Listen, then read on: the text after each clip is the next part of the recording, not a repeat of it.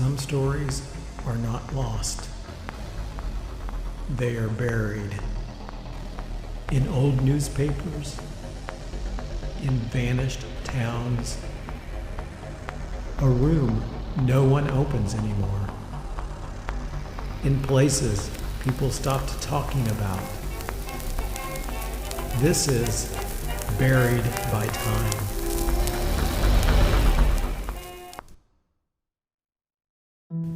America at 200. Celebration and a dose of unease. On July 4th, 1976, America turned 200 years old. The country did not mark the occasion quietly. It wrapped itself in red, white, and blue. There were flags in store windows, flags on porches, flags on paper plates, flags on cereal boxes, flags on parade floats, and flags on nearly anything a company could sell. The Bicentennial was not only a political anniversary. It became a national mood, a design style, a marketing campaign, and for many families, a memory of one strange summer when the whole country seemed to be throwing itself a birthday party.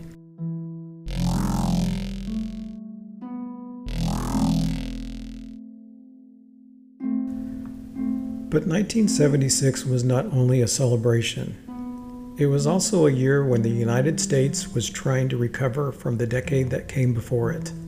The country was still living in the aftermath of Vietnam, Watergate, inflation, oil shocks, urban anxiety, and a growing distrust of institutions. The Bicentennial gave Americans a chance to look backward at the founding story. At the same time, the present was showing signs of the darker modern world already forming underneath the patriotic surface. That is what makes 1976 such a strange year to look back on. It was bright and uneasy, sentimental and suspicious, nostalgic and unstable. It was a year of tall ships and fireworks, but also mystery disease, political exhaustion, sensational crime, public health fear, and a sense that the old American confidence might have been damaged. To understand the unease underneath 1976, you first have to understand how bright the surface was. In ordinary American life, the year had a very specific texture. Disco was moving through the radio alongside soft rock, novelty songs, soul, pop, and the first sounds of the late 1970s. People were buying records and playing 8-track tapes in their cars. Some families still had large console stereos in the living room. Others had portable record players, stacks of vinyl, and a small universe of album covers leaning against the wall. In the driveway, America was still full of big cars. American roads were packed with big Chevys, Fords, Oldsmobiles, station wagons, vans, and smaller economy cars like Pintos and Gremlins. The American car was still a major symbol of identity and freedom, even after the oil crisis had reminded people that gasoline and global politics were now tied together. Inside the house, the television was one of the central machines of American life. Families watched Happy Days, Laverne and Shirley, MASH, Charlie's Angels, The $6 Million Man, All in the Family, The Waltons, Little House on the Prairie, Welcome Back, Kotter, and The Bionic Woman. TV gave the country comfort, jokes, nostalgia, action, and a place to retreat from the news. Food had its own 1976 language. TV dinners, casseroles, boxed mixes, canned soup recipes, Jell-O, cheese balls, deviled eggs, fondue, Watergate salad, carrot cake, quiche, fast food, frozen desserts, kids with red, white, and blue bomb pops melting down their hands, freezer cases with patriotic treats, including the kind of Neapolitan-style red, white, and blue ice cream that had white stars embedded in the blue section. Even dessert could look like a flag. For baby boomers, 1976 depended on where they were inside the generation. Older boomers were adults by then. voting, working, raising children, following politics, going to concerts, and trying to figure out what kind of country they had inherited after the 1960s and early 1970s. Younger boomers were teenagers, surrounded by music, school bicentennial projects, bell-bottoms, Farrah Fawcett hair, 8-track tapes, and a pop culture that mixed nostalgia with escape. Generation X was still young. Many Gen X children experienced the bicentennial through fireworks, lunchboxes, freezer treats, classroom decorations, Saturday morning television, family road trips, and red, white, and blue everything. For them, 1976 was not yet political history. It was the look of packaging, the sound of TV theme songs, the feel of a hot summer night, and the sense that America's birthday was happening everywhere at once. The official celebration reached its peak on July 4th. President Gerald Ford began the day at Valley Forge, then spoke at Independence Hall in Philadelphia, connecting the bicentennial directly to the nation's founding. In New York Harbor, Operation Sail brought ships from around the world into view, with tall ships, naval vessels, crowds, and television cameras turning the harbor into one of the great public spectacles of the year. Ford also marked the day aboard the USS Forrestal, where he rang a ceremonial bell 13 times, once for each of the original states. For anyone watching on television, the message was clear. America had survived 200 years. The country had been wounded, but it was still standing. The pageantry was designed to create unity, or at least the feeling of unity. Ships in the harbor, bells ringing, fireworks in the sky, a president speaking in the birthplace of the Declaration of Independence. But there was another story underneath that holiday weekend. The president leading the celebration had never been elected president. Gerald Ford had entered the office after Richard Nixon resigned in 1974 following Watergate. Ford's pardon of Nixon had helped deepen the argument over whether the country needed healing, accountability, or both. By 1976, that argument still had not gone away. The presidential election that year became part of the national reckoning.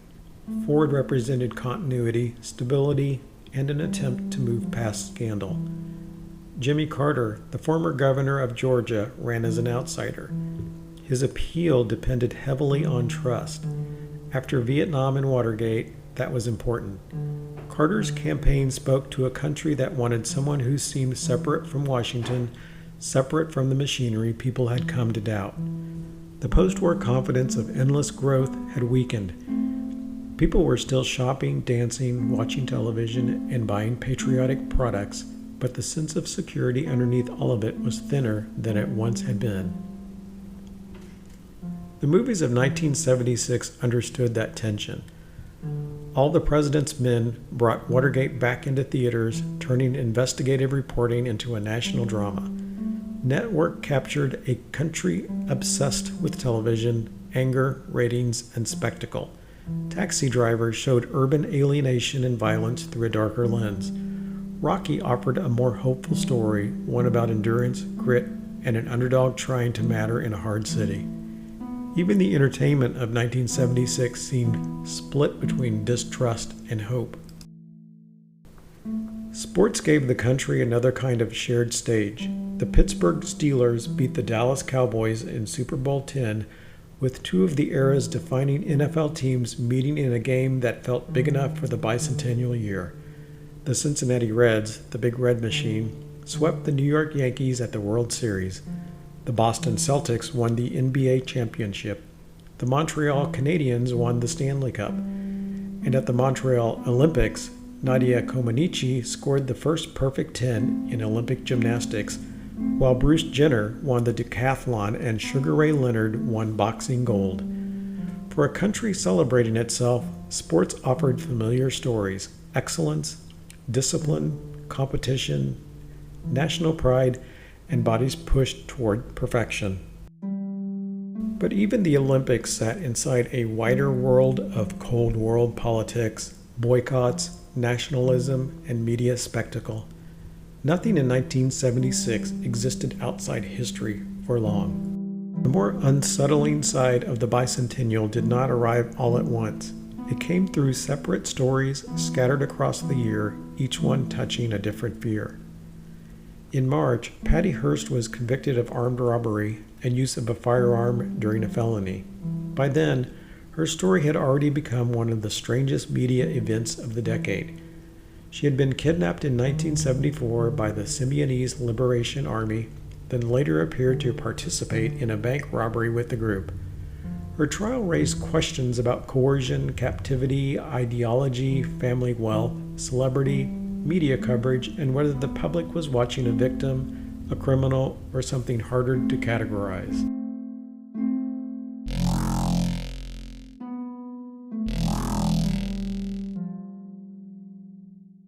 The case fit the 1970s because it seemed to contain several national anxieties at once: political radicalism, violence, brainwashing, distrust of institutions, television images that did not explain themselves. A young woman from one of America's most famous publishing families became part of a story the country could not easily sort into clean categories. That same year, another fear moved through the government and the public health system. At Fort Dix, New Jersey, soldiers became ill with a strain of swine flu. One soldier died. Officials worried the virus might be related to the strain behind the 1918 influenza pandemic, and the government launched a national immunization program. The feared pandemic did not arrive in the way officials had warned, and the vaccine program later became controversial after reports of Guillain-Barré syndrome.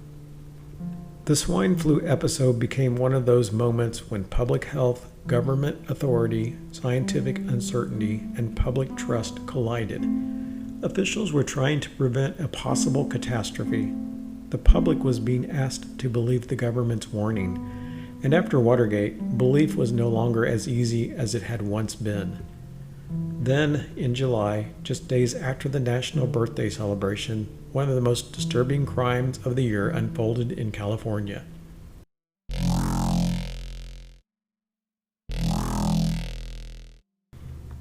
On July 15th, a school bus carrying 26 children and driver Ed Ray was hijacked near Chowchilla. The children, ages 5 through 14, and Ray were taken by armed kidnappers, driven for hours, and eventually forced into a buried moving van in a quarry. The victims survived because Ray and the older children worked together to escape. That survival is an important part of the story, but the image of it was unforgettable. Children in summer, a school bus, a country road, a buried trailer, and a crime so elaborate it seemed almost unreal. The Chowchilla kidnapping turned one of the most ordinary symbols of American childhood into something terrifying. Later that summer, Philadelphia became the center of another mystery. The American Legion held a convention at the Bellevue Stratford Hotel, timed during the Bicentennial year in the city most closely tied to the founding of the country. Afterward, people began falling ill with a severe form of pneumonia. The illness became known as Legionnaire's disease. For weeks, the cause was unknown. The mystery drew intense media attention. Rumors spread, the CDC investigated. Eventually, scientists identified the bacterium later called Legionella pneumophila. But before the cause was known, the outbreak carried the fear of something invisible moving through modern systems: hotels, air conditioning, public gatherings, travel, and the built environment itself. That story belonged perfectly to 1976. A patriotic gathering in Philadelphia, the city of Independence Hall, followed by a disease mystery that made people wonder what had happened inside a modern hotel. The past and future seemed to collide in the same place. A few days after the Tangshan earthquake devastated part of China in late July, New York City entered the early stage of another dark story. On July 29th, Donna Lauria was killed and Jody Valenti was wounded in the Bronx in what became the first shooting in the Son of Sam case. At the time, the public did not yet know what the attacks would become. The fear would grow through 1977, but its beginning belonged to the Bicentennial summer. New York in the mid-1970s already carried an image of danger, financial crisis, urban decay, and exhaustion. Son of Sam fed into those fears and gave them a specific face. But in July 1976, it began as an attack that would only gain its full meaning later. On the West Coast, another crime pattern was also beginning to take shape. The crimes later associated with the East Area Rapist and eventually the Golden State Killer began escalating in the Sacramento area in 1976. At the time, people did not know the full scope of what they were living near. That is part of what makes the year feel so unsettling in hindsight. Several stories that later became infamous were not yet understood as history. They were still just beginning.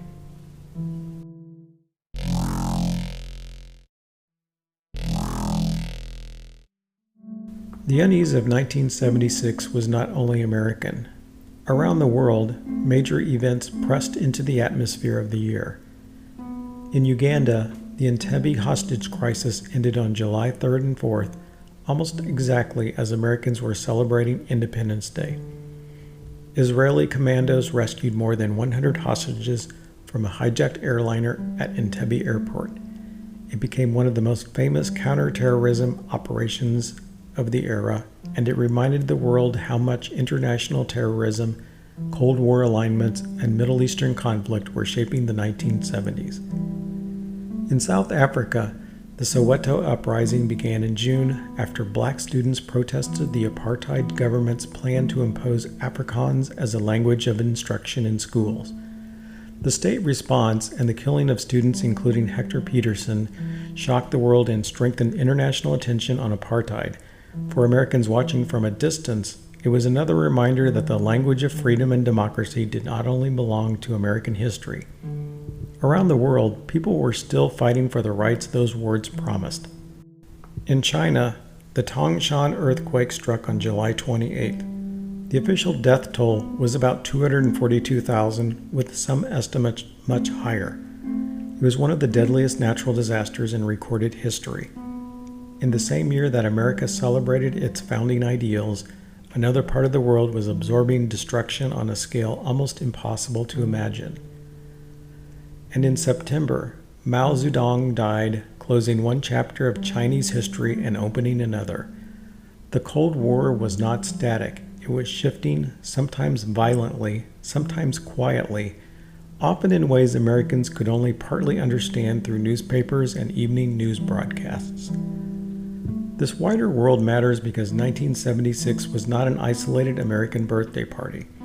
It was a moment when the United States was trying to tell a story about itself, while the world around it was unstable, interconnected, and changing fast. Oil politics, terrorism, disease, earthquakes, apartheid, Cold War rivalry, and global media all made the old boundaries feel less secure. That may be why the Bicentennial feels so strange in hindsight. The country was looking backward to 1776, but the world was already becoming more like the one we recognize now. Media-driven, anxious, distrustful, global, unstable, and intensely aware of danger. The same television that carried bicentennial ceremonies also carried crime reports, political arguments, disease updates, sports triumphs, campaign coverage, and images from overseas. The same households that watched fireworks could also watch reports about kidnappings, outbreaks, inflation, and war. The same children eating bomb pops under a summer sky were growing up inside a country where the tone was changing. For boomers, 1976 was a midstream moment. Many had grown up with post-war optimism, then passed through assassination, Vietnam, protest, Watergate, and economic uncertainty. The Bicentennial asked them to believe in the national story again. Some did, some wanted to, some were not sure they could. For Gen X, 1976 was the childhood edge of a different America.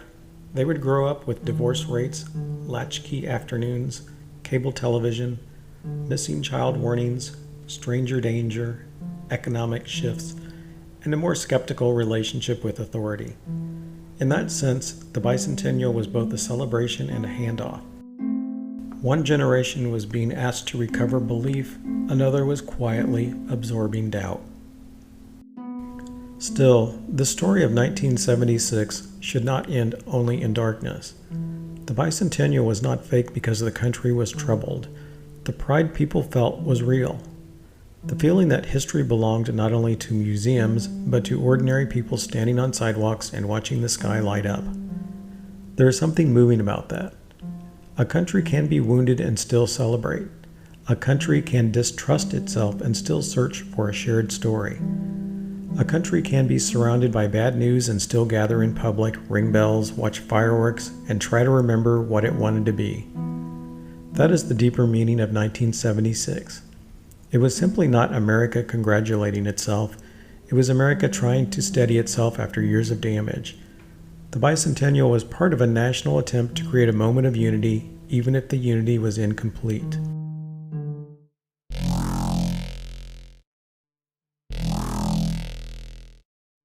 The unsettling stories of that year did not erase the celebration. They complicated it. They showed that beneath the surface of nostalgia, the modern world was arriving. Public distrust, media spectacle, health scares, political exhaustion, urban fear, global crisis, and crime stories that would linger on for decades. But the country kept moving. It changed presidents, it argued over trust, accountability, and recovery. It learned, sometimes slowly, from public health failures. It studied new diseases, remembered crimes, named victims, changed laws, and kept telling stories about what happened. The Bicentennial did not solve the country's problems, but it marked a moment when Americans paused long enough to ask what the country meant after 200 years. That is why the year is still worth revisiting, not because it was simpler and not because it was innocent, but because it shows a country caught between memory and warning. It was honoring the America it wanted to remember while already living inside the America it was becoming. For one summer, those two stories lived side by side. Fireworks over the harbor, disco on the radio, children eating red, white, and blue ice cream, families watching classic TV, politicians asking for trust, and beneath it all, the outline of a more modern, more anxious country beginning to show through. That was America's 200th birthday, bright on the surface, complicated underneath, and still reaching for whatever came next.